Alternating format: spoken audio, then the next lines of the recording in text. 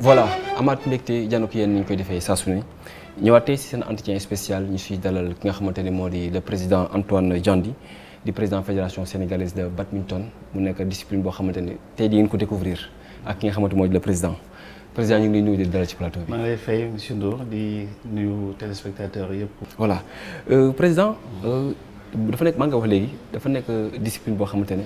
voilà bu ñu koy installé Sénégal yàggul dara. amagul yenn at yi. mais Sénégalais yi ba ñu ngi koy doog a découvrir mais am na ñoo xamante ne ba léegi jotaguñ si yow boo doon expliquer pour Sénégalais yi xam lan mooy discipline bii di badminton lan nga leen di wax. déjà badminton sport la boo xam ne dafa méngoog tennis d'habitude sax dañ koy woowee rakku tennis dañ koy jouer ci terrain boo xam ne 13 mètres 40 ci 6 mètres 10 boo xam ne mu am filet boo xam ne hauteur bi 1 mètre 55 lay mesurer.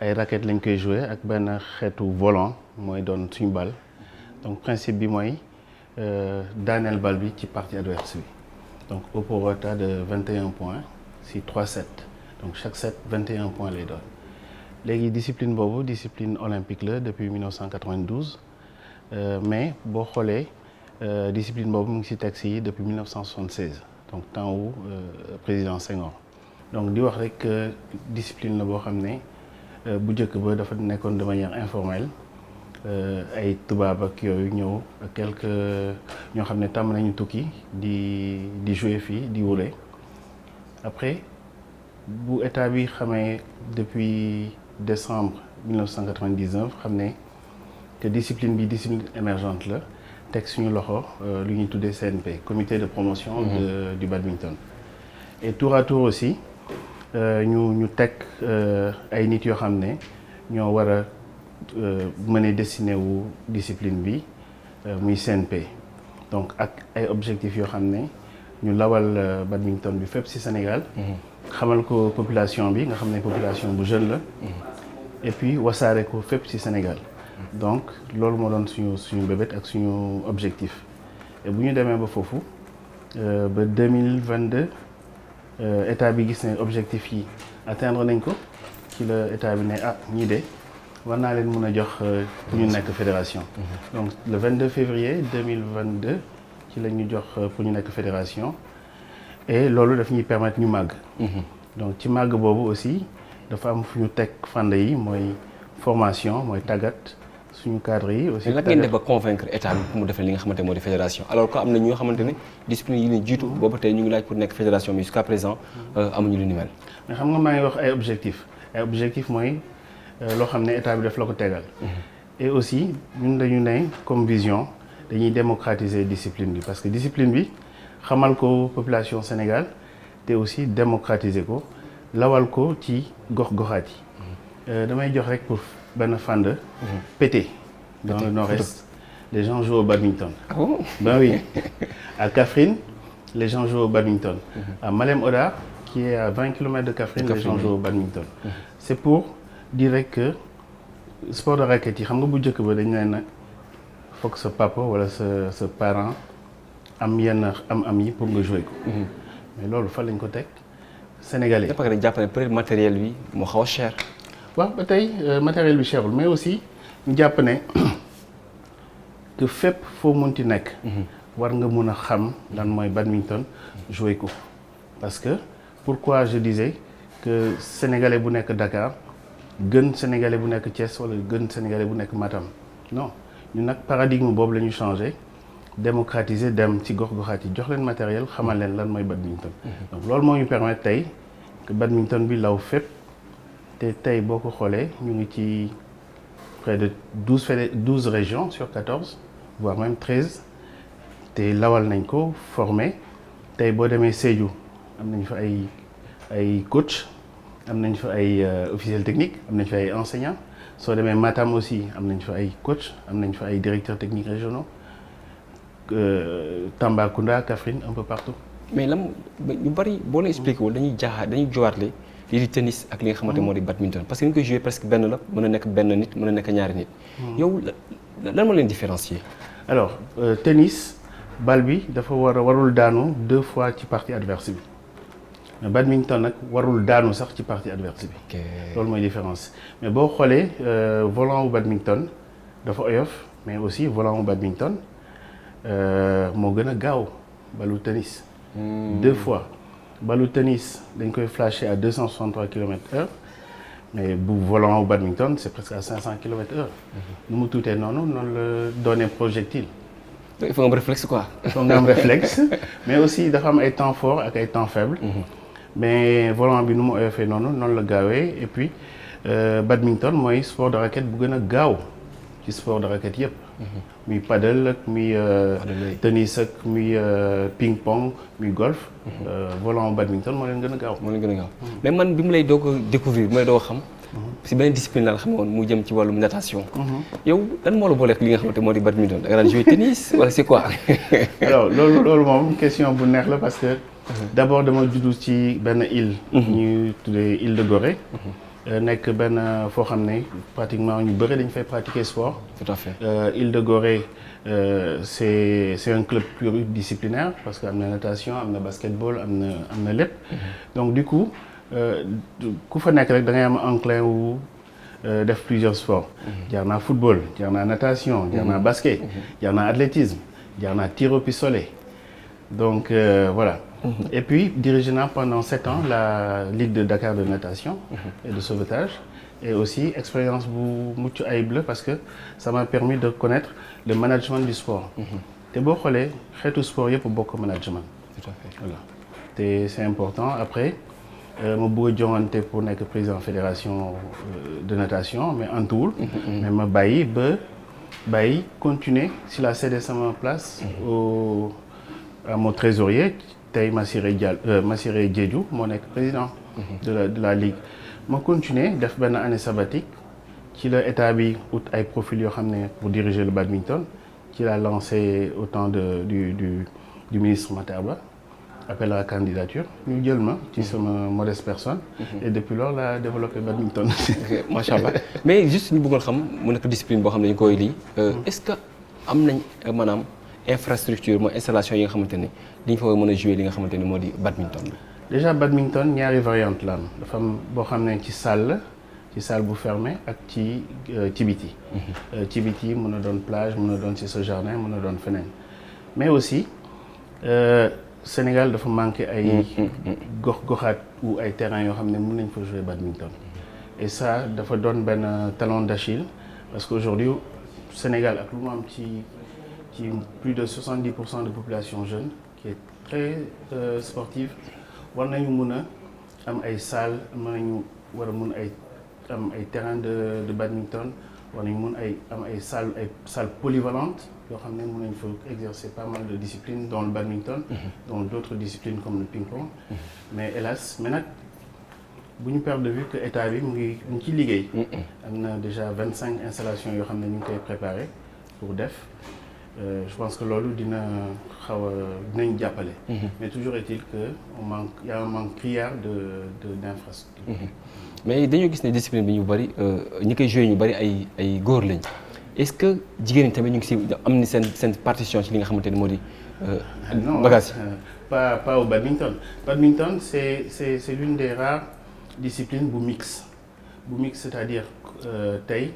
benn góor ak benn jigéen contre benn góor ak benn jigéen mën nañu kii parce qu'il y a 5 disciplines il y a le simple homme simple dame double homme double dame et mix vous voyez et donc c'est assez mixte te aussi ñun au sein de notre fédération jigéen ñi elles sont présentes boo xoolee tout à l'heure ci concertation bi di nga gis ne il y a presque la parité et nous faisons partie des rares fédérations yoo xam ne am na parité à 50-50.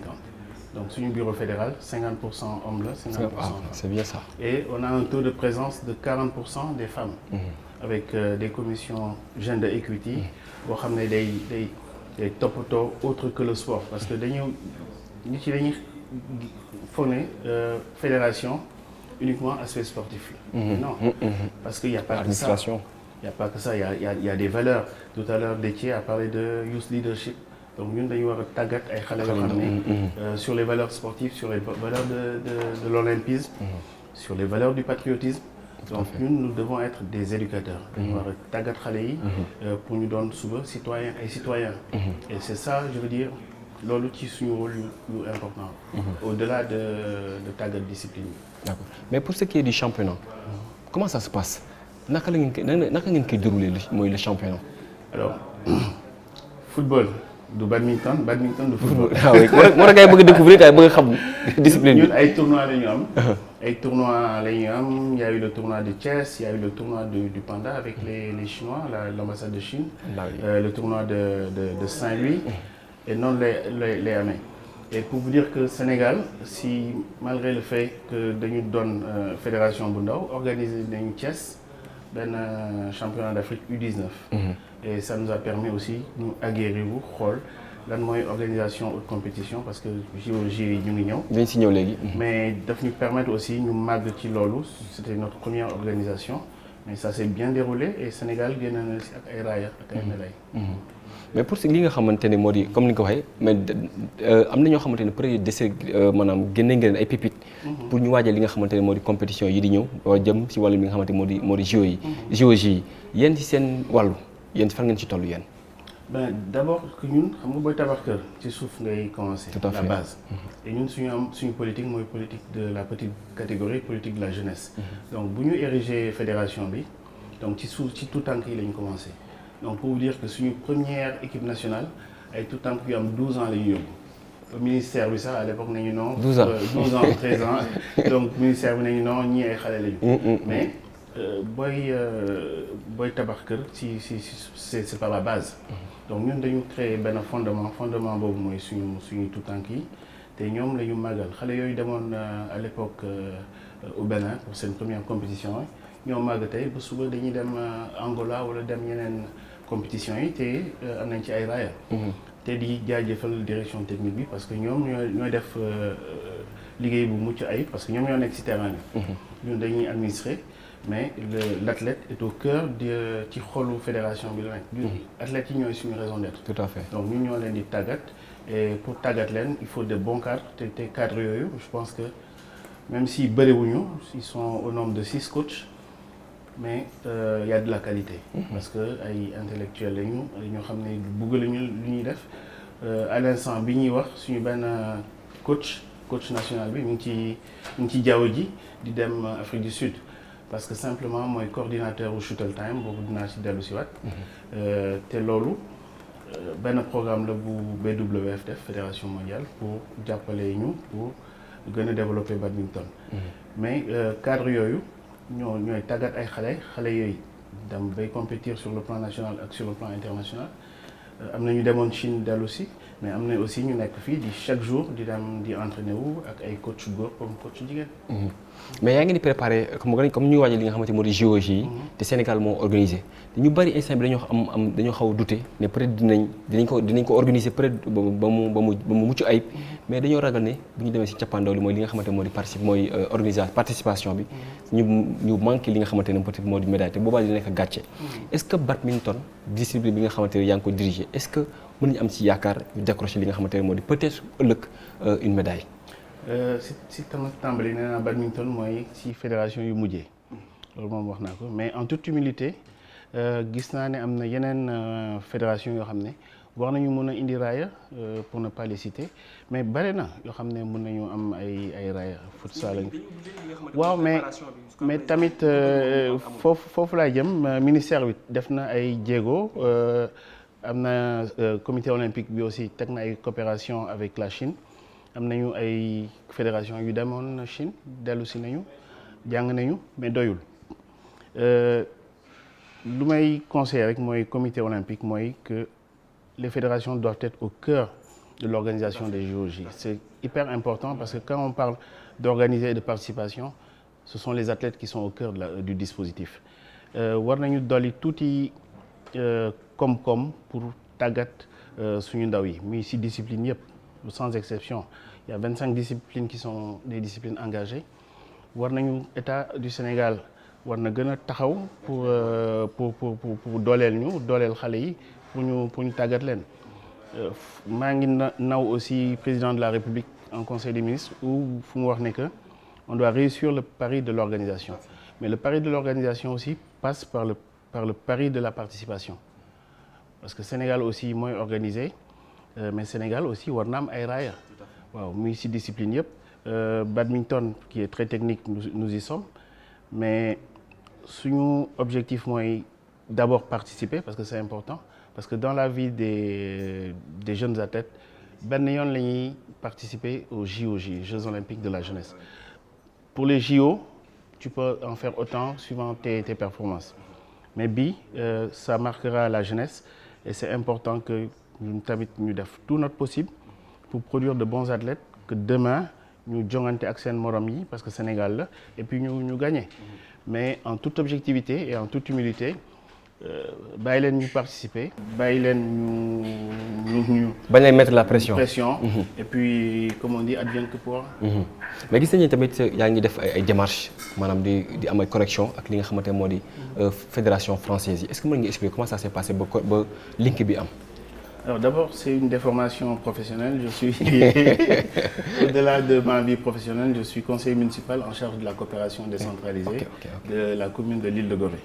Donc commune de l'île de Gorée ku fa gis xam ne Augustin mi ngi fa pour le saluer en plus parce que Augustin sama mag la sama mentor la jàng naa lu bëri ci moom et aussi damay continuer di jàng ci moom ci aussi ci yeneen mentor jàngal na ma lu bëri donc dañu am benn ouverture d'esprit à tel point que dañuy lier ay coopération entre d'abord des partenaires d'ici parce que fii la ñu sosoo am na des sociétés qui sont là sur la place am nañu des partenaires comme yéen par exemple vous êtes venus de votre plein gré pour nous donner de la visibilité et c'est à saluer et aussi au niveau de l'extérieur parce que il y a des partenaires donc Fédération française de badminton ci la ñu bokk de manière naturelle en 2022 au sortir du Covid dañu bëggoon aussi ak accompagnement coopération Jokko pour ñu jokkoo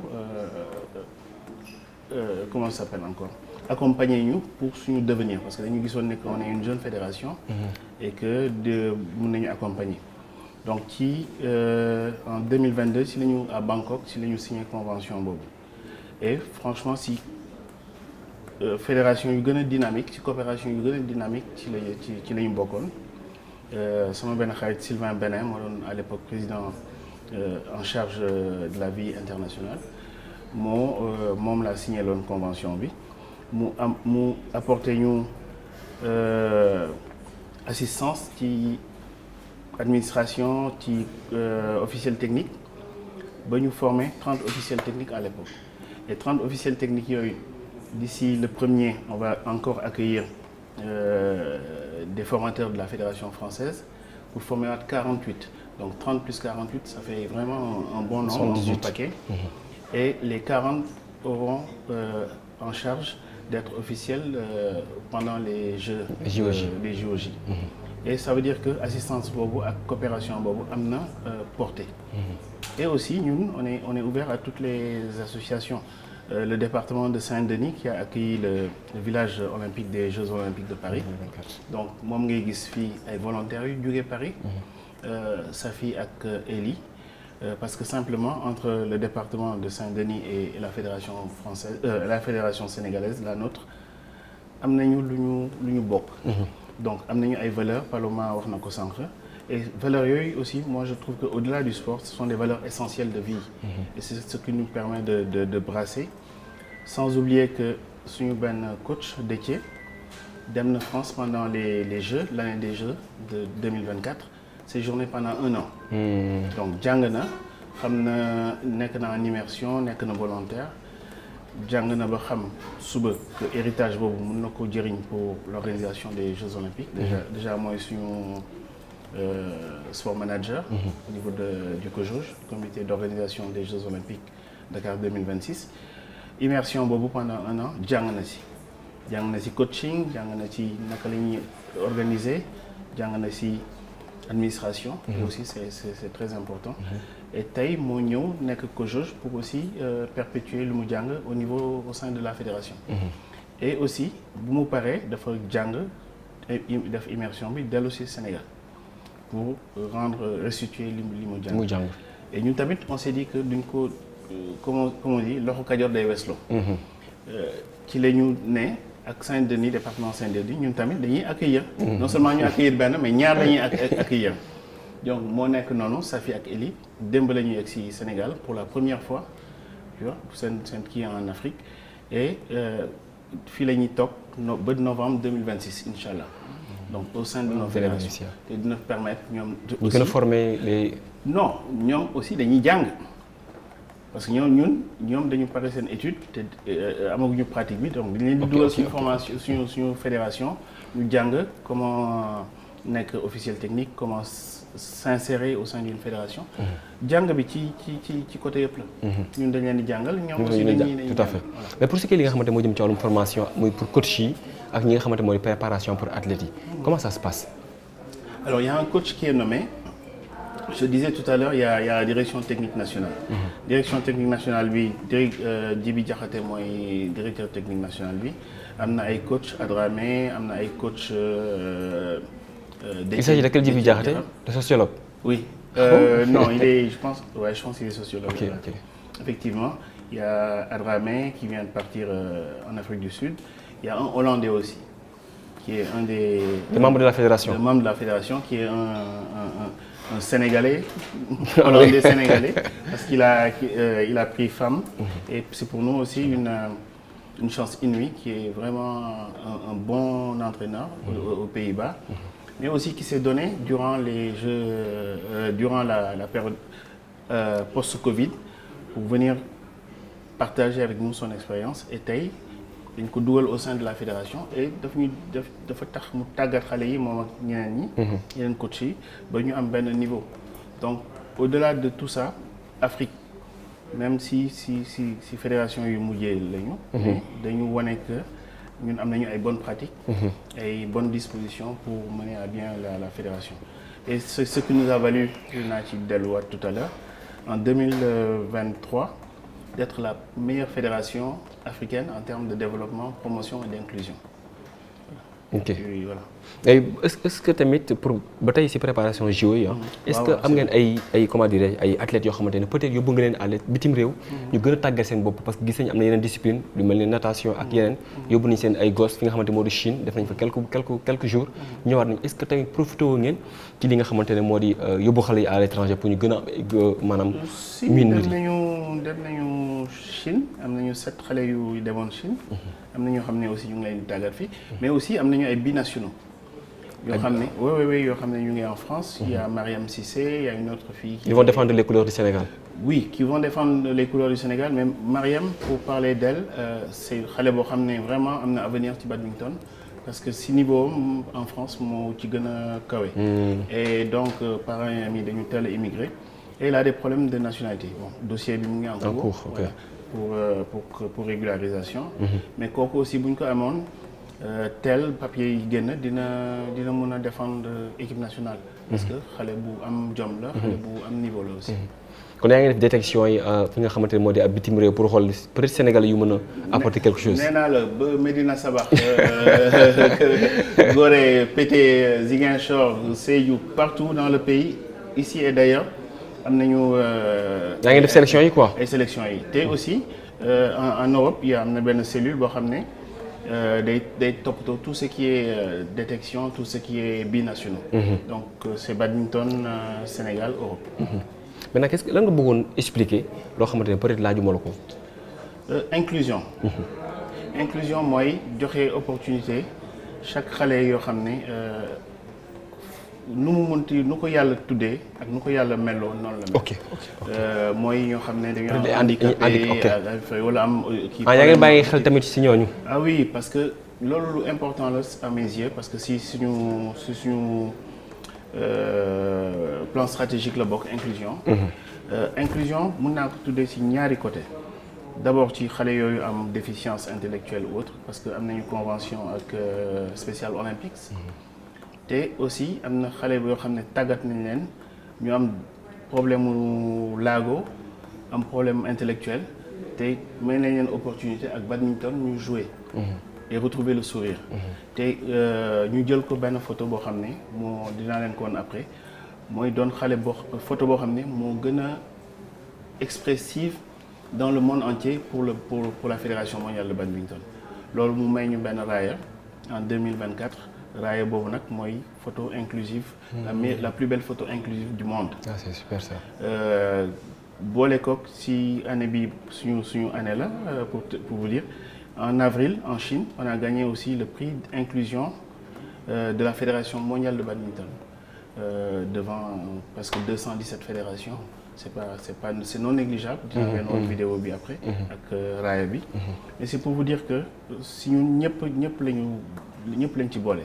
suñu premier raaya au niveau de la fédération ku laagu moo ko jël. voilà donc moo ñu ko indil.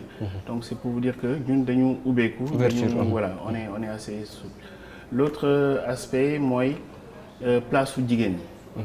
donc place su jigéen ñi comme je l'ai dit la norme c'est 35%.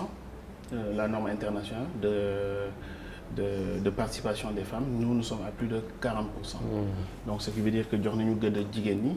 et c'est important que jigéen ñi comme on dit no woman no cry. disait truc mais aussi dinaa dellu aussi ci benn programme mooy Shuttle Time donc Shuttle Time il y a aussi ce kakimono bi nekk sa ginnaaw mooy. benn programme la bu fédération mondiale jagleel ay fédération nationale yi pour ñu développer badminton. et le Sénégal à travers suñu fédération bokk na ci meilleure fédération yu exécuter programme Shuttle Time. c'est vrai que am na subvention de $5,000 année bi $6,000 la par an. mais dafay fekk nga teg ay activités programme teg say activités ba pare monitorer c'est-à-dire sa dépense yëpp nga mën ko justifier. Tout à fait.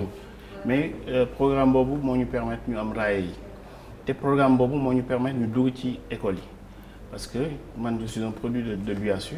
xam naa école yi lan la ñu mën a apporter te ci boobu la ñu dugg ci école yi former plus de 350 enseignants.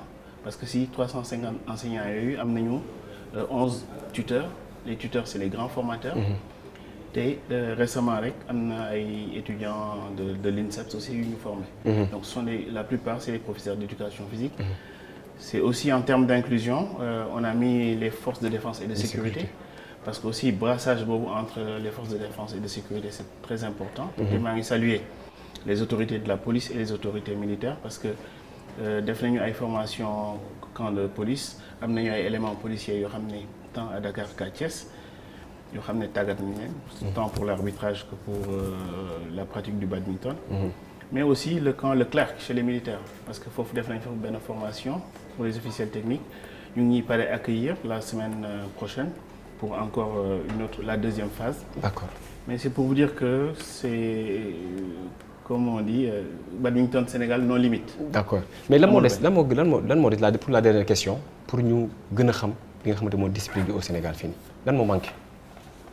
Je l'ai dit si sama kii yu bëri mooy infrastructure ñu am ay installation Sénégal am na ay plage Sénégal am na espace donc je n'ai rien contre le football la lutte et les autres disciplines mais aujourd'hui on a besoin d'avoir des terrains aux normes ay salles yoo xam ne ce sont des salles polyvalentes tey mën nañ fa jouer badminton. suba ñu jouer fa tennis de table. handball suba ñu jouer fa handball. Sénégalais yi mais Sénégal foo ne Sénégal ñëpp ci monde bi ñëpp ne fii la. foo ne Sénégal ñu ne ci Sadio Mané. foo ne Sénégal ñu ne El Hadj Diouf.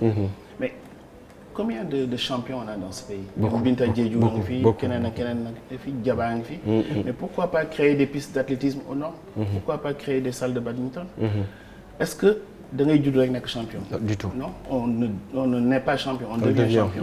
et puis on a de la ressource humaine on a des gens qui sont là on a des devanciers yoo xam ne mën nañu tàggat xale yi mën nañu motiver xale yi. parce qu'on a des références. tey ñaata xale yi ñooy jouer football. à travers l'image de Sadio Mané. ñaata xale yi ñooy jouer football à l'image de El Hadj Diouf. mais c'est pour simplement dire que le talent est là il faut mettre les moyens qu'il faut. D'accord. Et développer toutes les disciplines sportives. Merci beaucoup le président Antoine juste le bàyyi nga def li nga xamante ni mooy le mot de la fin. mais surtout di la jaajëfal aussi monsieur Ndour ci invitation bi et surtout caméraman yi parce que comme j'ai l'habitude de le dire c'est toute une équipe c'est tout un ensemble. Tout à fait. Chez nous, comme j'ai encore l'habitude de le dire, nous tous nous sommes des présidents. Chacun, à un moment X ou Y, prend le lead. Tey ñu ngi fii di toog mais pour image yi génn sa caméraman yi ñoo fi nekk ak sa monteur yi. Tout à fait. Et c'est ça, c'est cette quintessence, ça, cette équipe-là, ce teamwork qui est très important à mes yeux, et c'est ce que j'inculque à mon équipe en leur disant tout ce que vous faites, faites-le bien. Surtout. Et surtout, le plus dur est à faire, mais le meilleur est à venir. Tout à fait. Merci beaucoup président Antoine Diandi. moo di le président de la fédération sénégalaise de badminton moom tey moo nekkoon suñu gan ci entretien spécial bi di leen jaajëfal yéen ñi nga xamante ne daal nekkoon seen kër di doon seetaan entretien bi di remercier ñi nga xamante ne moo di sama technicien yi comme ni ko président waxee mu di Lamine Yamal ak Mbappé di leen jox rendez-vous très prochainement jaa ngeen jëf. Actuellement, nous sommes très contents et heureux d'accueillir nos volontaires qui sont là, que ce soit Eli et Safi. Et aussi, donc, on va faire tout pour les accompagner. Donc, je serai à leur disposition en tant que tuteur. Donc, et je sais l'importance d'avoir un tuteur à l'extérieur quand vous sortez pour ce genre de mission. Le partenariat il a débuté par un appel à manifestation d'intérêt de France Volontaire qui s'appelle TEVO, et on a répondu donc à cet appel. La ville de Saint-Denis a été sélectionnée pour porter le service civique à l'international, et donc on avait à cœur, avec l'accueil des Jeux Olympiques 2024 sur Paris, de faire un lien et un héritage de ces JO au-delà de nos frontières en France. Donc la France Volontaire et l'association ONG M nous ont mis en relation avec la Fédération sénégalaise de badminton.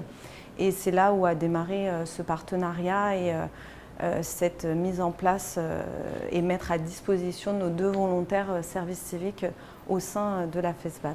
On va les épauler en les aidant à promouvoir auprès des jeunes, donc les aider au niveau des animations qu'ils vont mettre en place, notamment le Festibad.